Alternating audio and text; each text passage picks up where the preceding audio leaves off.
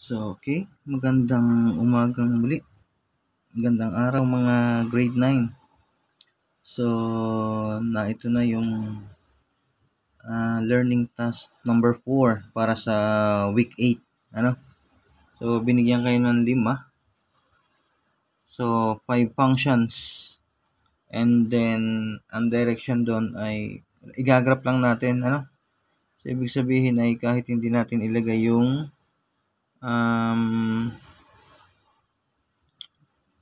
ibang details, so igagraph lang natin and then pinapa-explain lang sa atin kung anong nangyayari. So halos lahat yan ay magkakaparehas. So dito, given ay number 1, nalabo ang camera natin. So given number 1, so makikita nyo ay ito ay quadratic term lang. So madali lang siya. Quadratic number 2 and 3. So i-analyze muna natin. 2 and 3 ay quadratic term and then constant term. So 0 ang B, yung linear. Yung linear. And then dito naman sa 4 and 5. So kung mapapansin nyo, siya ay, tawag dito? Naka-vertex form. And then pag naka-vertex form na, so madali na pagkuha ng vertex. Okay, sagutan na natin to. So bago natin siya i-graph, so kuhain mo natin ang vertex and then yung kanyang yung mga points, yung abscissa and ordinate x and y values. Okay. So, tatandaan ninyo lagi again, pag ito ay solong ganito, quadratic term lang, ang kanyang, so, ito ay lapis kaya gamitin natin, baka tayo magkamali. Ang vertex niya ay laging 0, 0. Again, pag quadratic term lang, ang vertex niya ay laging sa point of origin. Okay. And then, sabi igagraph lang, edi kuha lang natin yung x and y para sa pagpa-plot. So, 1, 2, 3, 4, 5. So, 5 lang lagi. Huwag na nating pahirapan ng ating sarili kasi makikita naman doon ang parabola. Ang vertex, syempre nasa gitna. Pangatlo, 1, 2, 3. 1, 2, 3. So, 0 ang x, 0 ang y. So, again, ito yung x, ito yung y. Tatandaan nyo lagi na una yung x, yun yung abscissa, ito yung ordinate. X coordinate, y coordinate. So, bakit nakalagay sa open and close parenthesis? Kasi siya ay ordered pair. Okay? So, sa x muna tayo, sa abscissa. So, pakanan, plus 1. So, 1, and then 2. Sa pakaliwa, so, subtract lang tayo ng isa, bawas. So, negative 1, negative 2. Okay. And then, alam nyo naman na ito ay magkaparehas ang values. Iunahin natin 1. Kung ang x ay 1, so 1 squared is 1. Times 3 is 3. So, hindi na natin kailangang mag-solution pa kasi madali na. So, 1, again, 1 squared is 1 times 3 is 3. So, na yun na. Next, if x is 2, so 2 squared is 4 times 3 is 12. So, pwede na natin siyang i-graph. So, ganun kadali. So, bago natin itong i-graph, so mas maganda siguro ay tapusin na muna natin to hanggang number 5. Okay, next. So, dito naman sa number 2 and 3, paano makukuha ang vertex? So, ito ay ginawa na natin nung sa learning task number 3 nyo. So, ang vertex niya ay 0 and negative 3. So, sir, paano kinuha yon? So, again, ito yung ating quadratic term and then ito yung constant term. So, 0 ang B. So, matik na ang value ng x dito ay 0 and then ito yung constant natin, y. And then, ang explanation din ito ay makikita nyo mamaya sa pag-graph.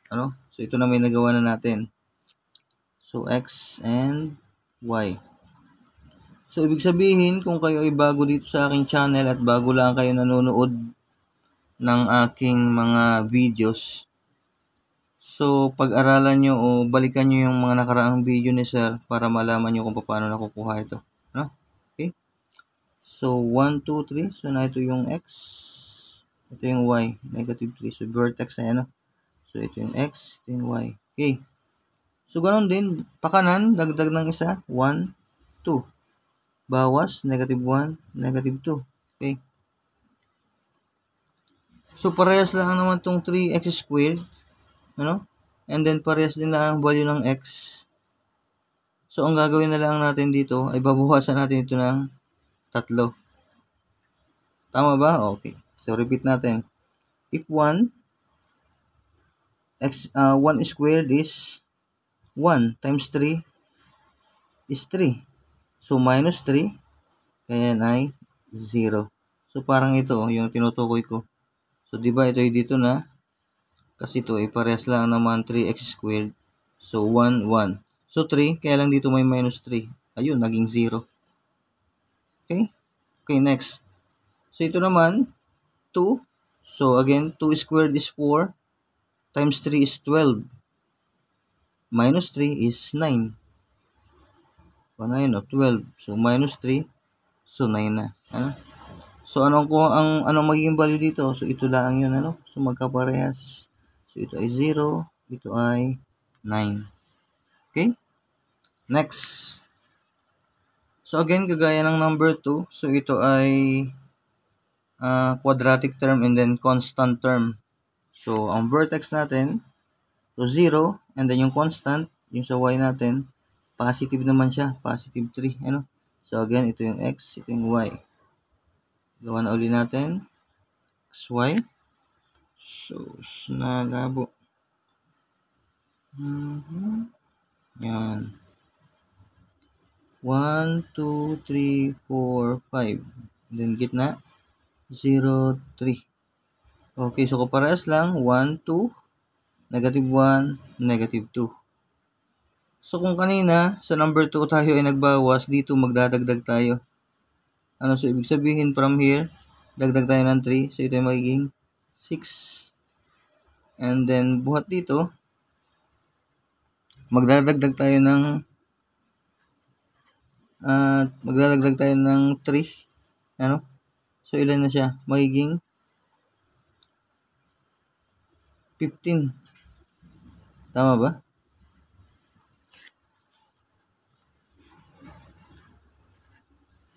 Okay, so magiging siyang 15. Kasi from 12, ano? So, 15. Okay, so again, parehas ito. Ayan. Ito ay magiging 6. Ito ay 15 kasi plus 3. Ano? Okay. Next.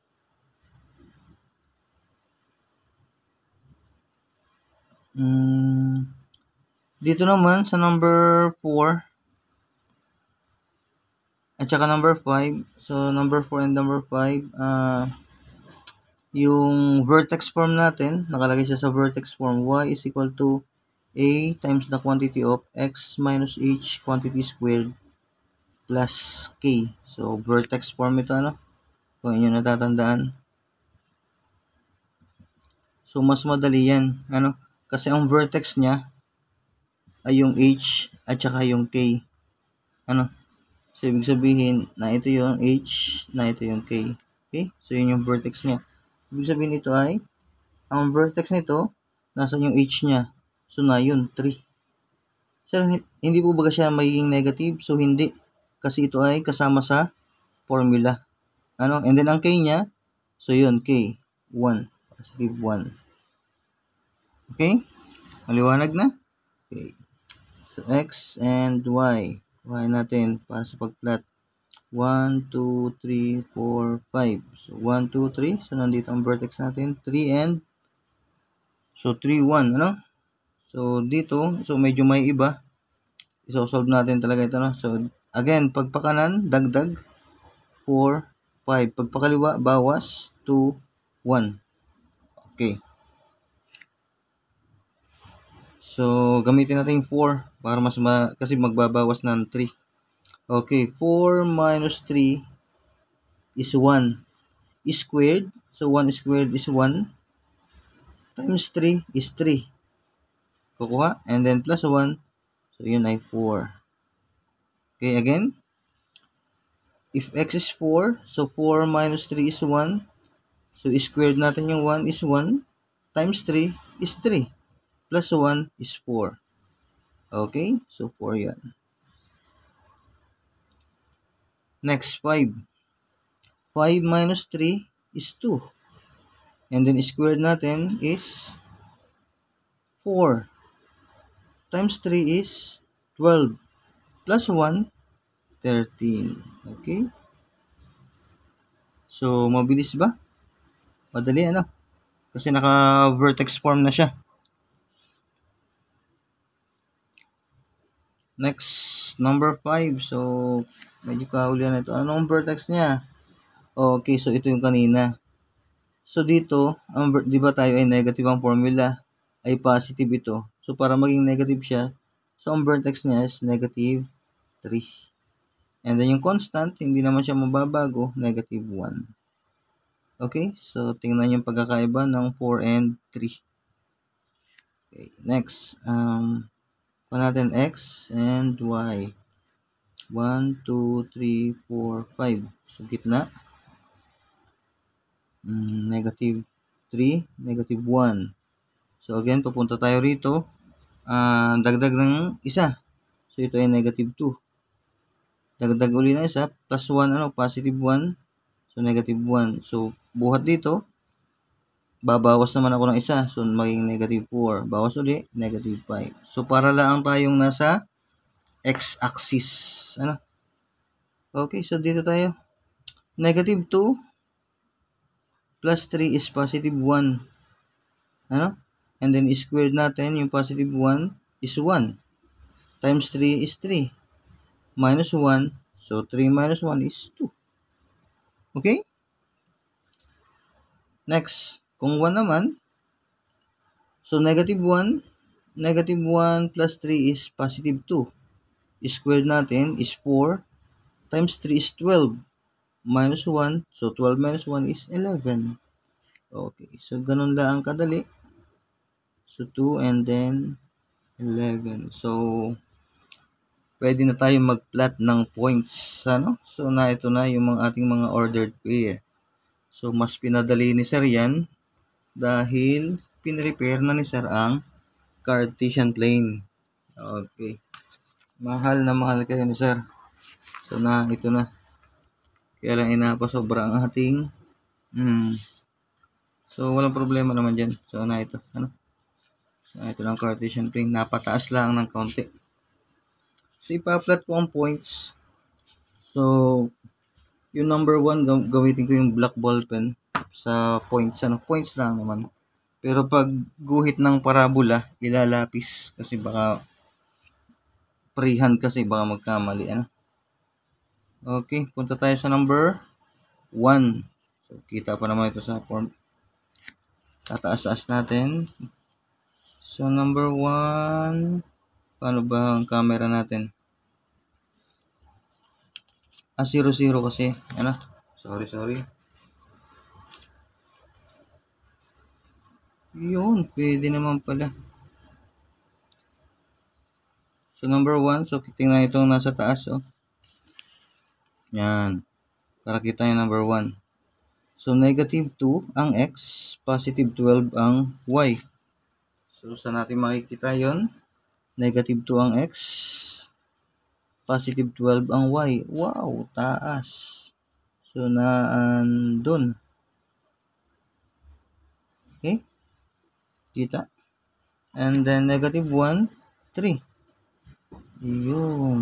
Negative 1, 3. And then, check natin to para kita. 0, 0 o point of origin. And then, 1, positive 3. Katapat lamang. And then, 2, positive 12. So, 2. Akit tayo ng 12 pataas. Okay. So, dito. Wow. Haba na naman ang igagalap natin ito. So, guhitin na muna natin yung parabola. So, hindi naman siya straight na straight. So, igagayad lang tayo nitong ruler na to. mahiwagang ruler ni sir. Okay? Para hindi lang siya magulong tingnan. Okay. So, freehand na ito kasi ito medyo malapit-lapit naman.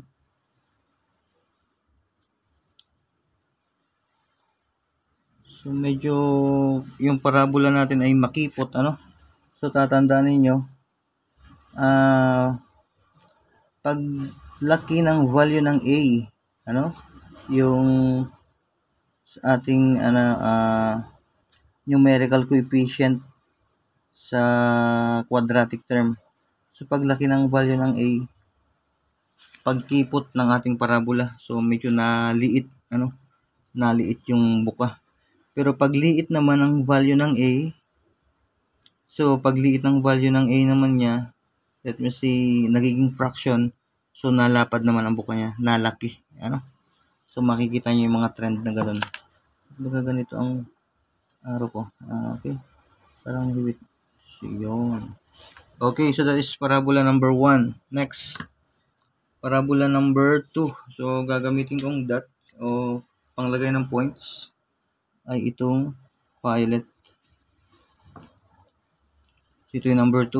So, kita nyo, ito yung number 2. Okay. So, dito, negative 2 pa rin. Kaya lang ay positive 9 na ang ating y. So, negative 2 pa rin. So, na ito. Then, positive 9. So, na ito siya. And then, next, check na. Negative 1, 0. Negative 1, 0. So, negative 1, 0. So, ibig sabihin, hindi ako aakyat o hindi ako bababa. So, nandito tayo. 0 kasi ang y, ano? Okay, check. And then, 0, ang x, negative 3. O, bababa naman tayo. Negative 3. So, na ito.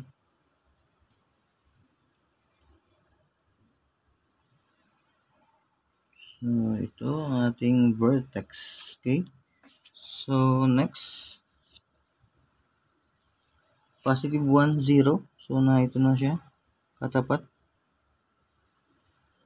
And then, positive 2, 9. Yun, 2.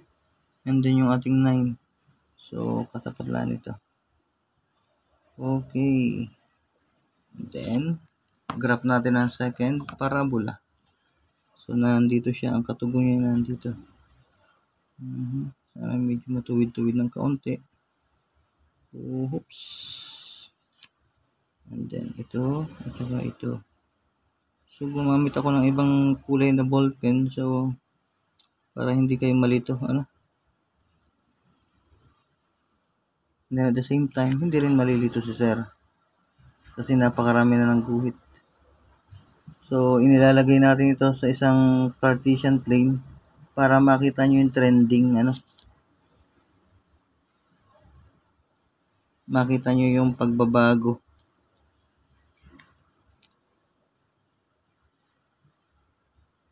Okay. So, medyo perfect ang pagkakagawa nitong isang ito. Okay, so yun yung mamaya lalagyan natin ng label and then by kulay din, Pag nilagyan ko agad ng label, yung mga points na ito ay parang medyo anong tingnan pagguhit ng iba. Okay. Parabola number 3. So, gamitan ko naman siya ng blue. Okay. So, parabola number 3. Parabola number 3 natin. So, na ito. So, negative 2 pa rin ang x. Kaya lang ay 15. O, mas mataas ito, So, negative 2. And then, 15. So, kita pa ba natin yung 15? So, mataas na ito. Negative 2 and then 15. So, na yan. Okay. Check. Negative 1, 6. So, negative 1, 6. So, na ito naman siya. And then, 0, 3. O 0 ang x, positive 3 ang y. So, na ito. Okay. Next, positive 1, 6. So, positive 1, then 6. So, na ito lang siya. And then 2, 15. Yun, katugon na siya doon. So, wag na pala nating lagyan ng label yung mga points So, naandito naman na. Pag nilagyan ko, magdidikit-dikit. Baka hindi nyo makita yung linya kasi may lapis lang. So, bayanan natin yan. So, makikita nyo yung trending. Yung 1, 2, and 3. Kitang-kita nyo na agad. Okay, so ito.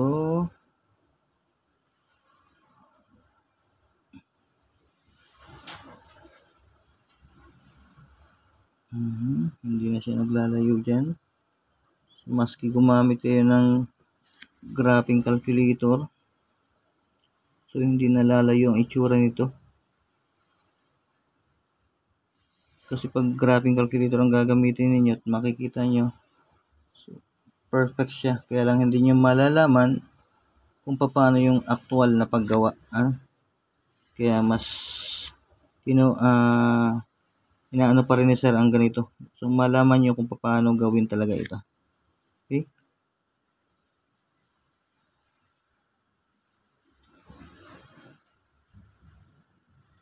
Okay na yun. So parabola number 3. Okay, so medyo maganda na ba ang ating parabola? Okay. Number 4. So gawin natin medyo madugo. Gamit tayo ng red. So ba't madugo? Madugo na dahil parang mahirap ba? So hindi naman. Okay. So number 4, 1, 3. So positive, So positive lahat siya. Hindi tayo gagamit ng negative both sides. X and Y. So 1, positive 13. Wow. So 1. So na ito yung 1 natin. So 1, positive 13. Kita pa ba sa ating camera? Yes, kita pa. So positive 13. So na ito. At kitang-kita rin ang pula. Next. Check na yan. 2, 4. Positive 2 and then 4. So, na ito siya. And then, positive 3, 1. Positive 3, 1. Yun.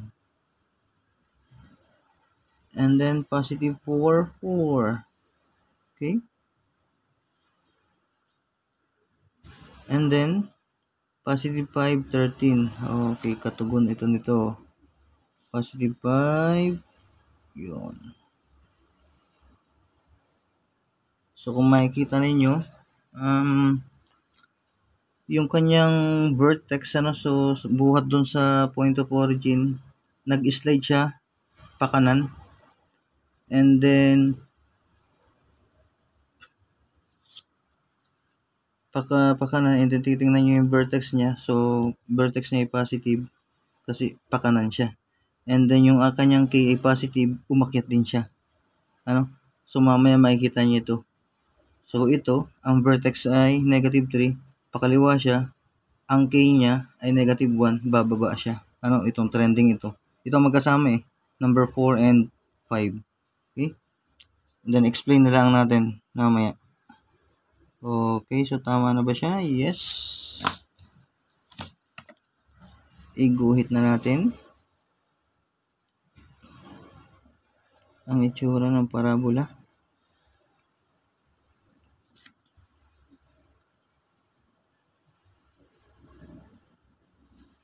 Okay.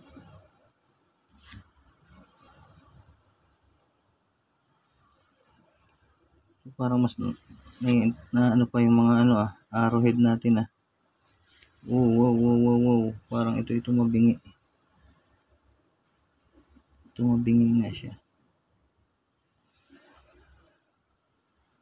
Okay. So, again, pag kayo ay may color pencil, so, kung ano yung kulay ng inyong kuwan ay yun na rin gawin So, para mas makita ninyo. So, walang color pencil si sir. kaya lapis. Kaya ang ginawa ko na lang ay yung mga points, ano. Okay, next, parabola number 5. So, sa parabola number 5, anong gamitin nating kulay? So, wala nang ibang kulay si sir. So, red na rin, ano, para makita nyo kung paano siya mag-slide. Yung kanyang, dito, kasi sila naman ang magkatuwang. Okay, so negative 5, 11. Wow, negative 5, 11 pala siya. Negative 5, ang x. So, na ito. And then, 11. Kita pa sa ating, na ito, 11. Negative 5. Katapat na ba? Okay. So, negative 5, 11. Next, negative 4, 2. Negative 4, then positive 2. So, na yun.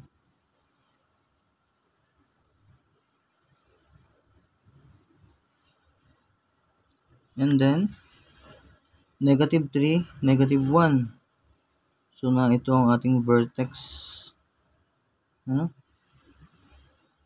And then, negative 2, 2. So, na ito ng negative 2, 2. So, na ito. And then, negative 1, 11. So, ito yung katugon nito rito. Okay? Yan. So, tapos na. Guguhitan na lang natin, then i-analyze natin, explain natin kung ano ang nangyayari dito.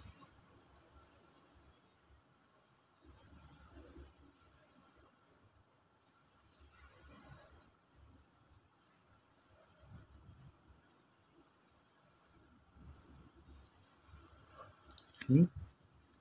And then, itong isa.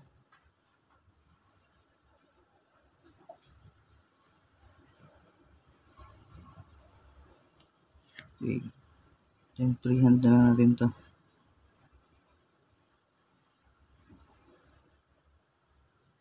Okay, so natapos na natin yung 5 parabola. Teka, parang hindi nakita yun sa camera. Okay, so explain natin. So, paano natin explain yan?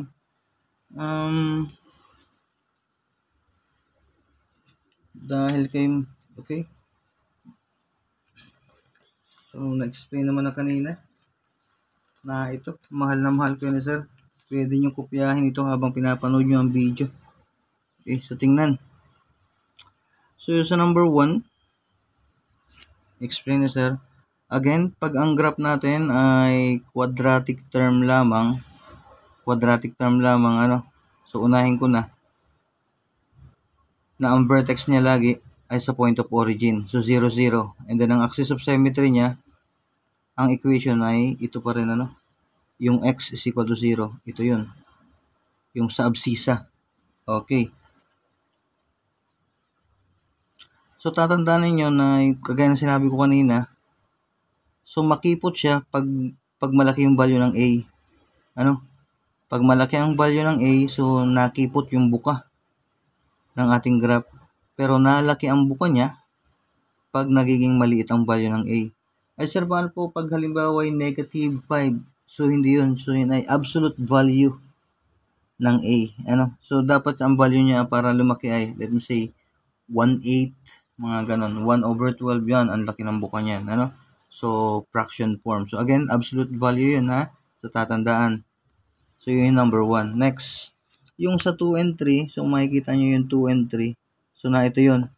Ito, at saka ito. Ano? Yung graph natin.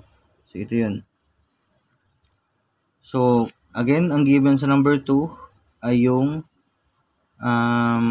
quadratic term and then yung constant. So, pag negative, so yung number 2, titingnan nyo, tama yung number 2. So, buhat dun sa point of origin, bumaba lang. Kasi negative ang k niya. Ano? And then, ito naman, so sa number 3, so makikita nyo, ang k niya ay positive. So, umakyat siya. So, from 0, so umakyat siya. Ano? So, yun yung trend. So, dito in English lang ni sir, o Kinopya ko lang ito dun sa, meron ito sa module ninyo. Pero meron din ito sa aklat ng Math 9. Oh, K units upward. So, kung ano yung value ng K, so ito yung K. Pag positive, so pataas. Pag negative, kasi ito yung sa Y edi bababa. Okay? And then, syempre, ang vertex niya, so 0, kasi wala tayong value ng B, 0. And then, ang K niya, so yan ang mismo. Ano? Kagaya ng sinagutan natin. Okay, next. 4 and 5. So, na-explain ko naman na. So, yung 4 and 5, makikita nyo yung pulang-pula. So, buhat doon. So, makikita nyo ito. So, ito yung H. Ano? Ito yung H natin. So, ito, ang vertex nito ay positive ito. Ito yung formula kasi baka sabihin nyo ay negative. Ang vertex ng number 4 ay ito. Number 4 ay 3, 1. So, positive siya. Ibig sabihin, buhat sa 0, pakanan.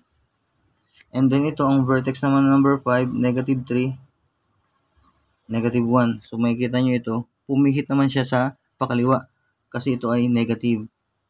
And then, sa K naman, so 1, positive, aangat lang tayo ng isa pataas.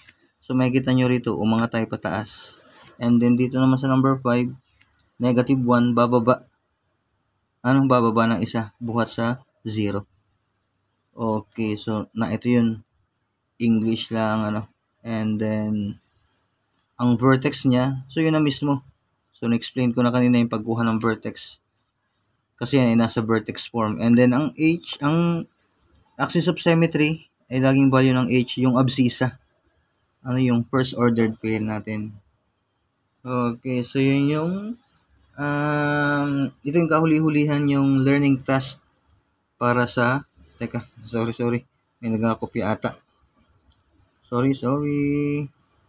So screenshot nyo pag halimbawa hindi nyo na kung maigi ano. Okay, screenshot nyo and then kopyahin ano. Ito yung sa explanation. Hindi pala kasya ito sa isang sa buong camera. Okay. Okay, so maraming salamat. So yung sa yung susunod na pang week 9, so parang application na lang yun ano. So gawin parang natin, pero kung gusto nyo i-PM nyo ako para mas maagap natin gawin ano. PM. So kita nyo naman yung Facebook account ko. Same picture ang nilagay ko sa Facebook account at saka yung sa YouTube channel ko para malaman nyo na ako yun. Okay? Kaya parehas lang yun. So, mag-friend request kayo kung gusto nyo. So, marami na akong mga friend request na galing sa mga grade 9 students. So, meron tayong mga estudyante dyan sa may banda ng Samar. Meron dyan sa Bicol, meron na rin. So, maraming salamat sa mga nag-subscribe. So, i-like ninyo. Pagkatapos nyo yung mapanood ang video na i-like. And then, kung gusto nyo mag-comment kayo. So, sana i-positive ang comment. And then, i-share. Share nyo inyong blessing. So, this is a blessing. Bakit? Kasi may natutunan na naman kayo. Okay, bye-bye.